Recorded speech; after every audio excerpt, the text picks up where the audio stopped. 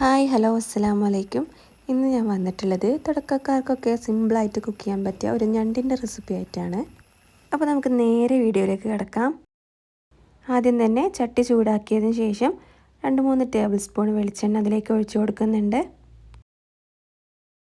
എണ്ണ നന്നായി ചൂടായതിന് ശേഷം 1/2 ടീസ്പൂൺ പെരിഞ്ജീരകം, 1/2 ടീസ്പൂൺ കുരുമുളക്, ചെറിയ 2 പീസ് ഇഞ്ചി, ഒരു 5-6 അല്ലി വെളുത്തുള്ളി ഇത്രയും ചേർത്ത് നന്നായിട്ട് പേസ്റ്റ് പോലെ അരച്ചെടുത്തിട്ട് ഈ ഓയിലിലേക്ക് ചേർത്ത് ഒന്ന് മൂപ്പിച്ചെടുക്കാം. കുറച്ച് വെള്ളം കൂടെ ചേർത്തിട്ട് നന്നായിട്ടൊന്ന് അരച്ചെടുക്കണം. എന്നതിന് ശേഷം എണ്ണയിലേക്ക് ഇട്ടിട്ട് നന്നായിട്ടൊന്ന് 2-3 മിനിറ്റ് മൂപ്പിച്ചെടുക്കുക, അതിൻ്റെ പച്ച സ്മെല്ല് മാറുന്നത് വരെ. ഇതിൻ്റെ കൂടെ തന്നെ 2 തണ്ട് കറിവേപ്പിലയും കൂടെ ഇട്ടിട്ട് വീണ്ടും നന്നായിട്ട് മിക്സ് ചെയ്തെടുക്കാം.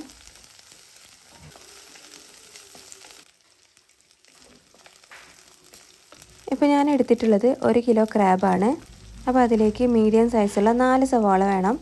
നീളത്തിൽ സ്ലൈസ് ചെയ്തിട്ട് ഇതിലേക്ക് ഇട്ട് കൊടുക്കാം. എന്നിട്ട് നമ്മൾ മൂപ്പിച്ച ഇഞ്ചി വെളുത്തുള്ളിയുടെ പേസ്റ്റും സവാളയും എല്ലാം കൂടെ നന്നായിട്ടൊന്ന് വഴറ്റിയെടുക്കണം. നമ്മളിനി ഇതിലേക്ക് ചെറിയ ഉള്ളി കൂടെ ചേർത്ത് കൊടുക്കുന്നുണ്ട്. ചെറിയുള്ളിയും സവാളയും ഈക്വൽ ക്വാണ്ടിറ്റിയിൽ വേണമെങ്കിൽ നിങ്ങൾക്ക് എടുക്കാം. ഞാനിവിടെ എടുത്തിട്ടുള്ളത് ഏകദേശം ഒരു 10-15 അല്ലി ചെറിയുള്ളിയാണ്. ഉള്ളി വേഗം വാടി കിട്ടാൻ വേണ്ടിയിട്ട് ഞാൻ കുറച്ച് ഉപ്പും കൂടെ ചേർത്ത് കൊടുത്തിട്ടുണ്ട്. എന്നിട്ട് നന്നായിട്ട് വീണ്ടും മിക്സ് ചെയ്ത് കൊടുക്കാം. ഇനി ഏകദേശം ഒരു 15 അല്ലി ചെറിയുള്ളി ഒന്ന് കട്ട് ചെയ്തിട്ട് അതിലേക്ക് ഇട്ട് കൊടുക്കുന്നുണ്ട്. ഞാൻ നേരത്തെ പറഞ്ഞതുപോലെ നിങ്ങൾക്ക് ഈക്വൽ ക്വാണ്ടിറ്റിയിൽ വേണമെങ്കിൽ എടുക്കാം, അല്ലെങ്കിൽ ഇതുപോലെ സവാള കൂടുതലും ചെറിയുള്ളി കുറച്ചുമായിട്ട് എടുത്താലും കുഴപ്പമൊന്നുമില്ല. ചെറിയുള്ളി കൂടുതൽ ചേർത്താൽ നല്ല ടേസ്റ്റ് ഉണ്ടാവും. എന്നിട്ട് വീണ്ടും നന്നായിട്ട് മിക്സ് ചെയ്തെടുക്കാം.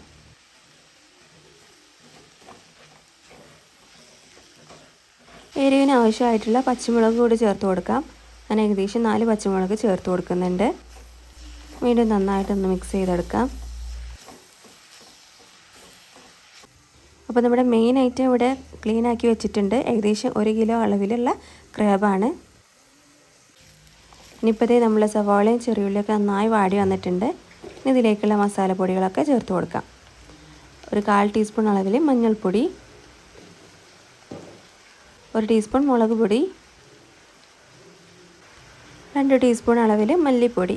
ഇനി നന്നായിട്ട് ഇതെല്ലാം കൂടെ ഒന്ന് മിക്സ് ചെയ്തെടുക്കണം. പൊടികളുടെ റോ സ്മെല്ല് മാറുന്നത് വരെ കുറച്ച് ടൈം എടുത്ത് തന്നെ നന്നായി മിക്സ് ചെയ്തെടുക്കാം.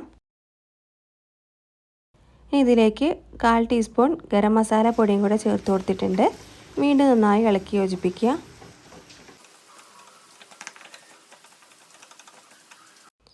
അപ്പോൾ നമ്മുടെ മസാല ഒക്കെ സെറ്റായിട്ടുണ്ട്. ഇതിലേക്ക് ഇനി ഞാൻ തക്കാളിയാണ് ചേർത്ത് കൊടുക്കുന്നത്. മീഡിയം സൈസിലുള്ള 2 തക്കാളി ഞാൻ ഇതിലേക്ക് ചേർത്ത് കൊടുക്കുന്നുണ്ട്.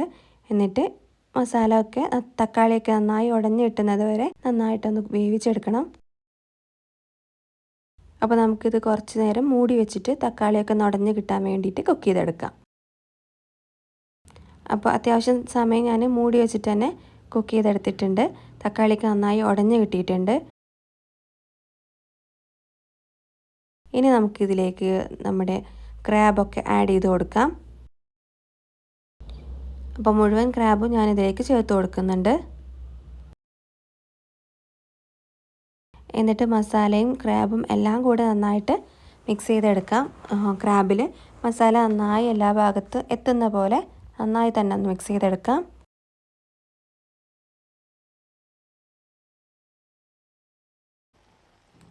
ആദ്യം നമുക്ക് ഈ ഗ്രേവി മസാലയിൽ തന്നെ കിടന്നിട്ട് ഞണ്ടിനെ നന്നായിട്ട് കുക്ക് ചെയ്തെടുക്കണം.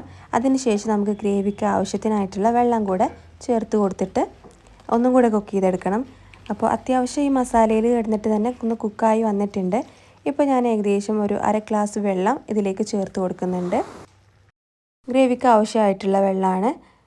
നിങ്ങൾ കറി രൂപത്തിൽ വെക്കുകയാണെങ്കിൽ നിങ്ങൾക്ക് കൂടുതൽ ഗ്രേവി വേണമെന്നുണ്ടെങ്കിൽ കൂടുതൽ വെള്ളം ആഡ് ചെയ്യാം. ഞാനിപ്പോൾ നല്ല റോസ്റ്റ് പോലെ ആക്കാനാണ് ഉദ്ദേശിച്ചിട്ടുള്ളത്. അതുകൊണ്ട് ഞാൻ കുറച്ച് വെള്ളം ചേർത്ത് കൊടുത്തിട്ട് ഒന്ന് മൂടി വെച്ചിട്ട് കുക്ക് ചെയ്തെടുത്തിട്ടുണ്ട്.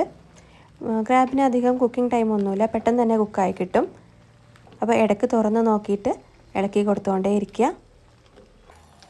ഏകദേശം ഒരു 10-15 മിനിറ്റ് അങ്ങനെ കുക്ക് ചെയ്തിട്ട് എടുത്താൽ മതി. ഇപ്പോൾ നമ്മുടെ ക്രാബ് നന്നായിട്ട് കുക്കായിട്ടുണ്ട്. മസാലയൊക്കെ നന്നായി പിടിച്ചിട്ടുണ്ട്. മസാലയ്ക്ക് നന്നായിട്ട് ക്രാബിൽ പിടിച്ചിട്ടുണ്ട്.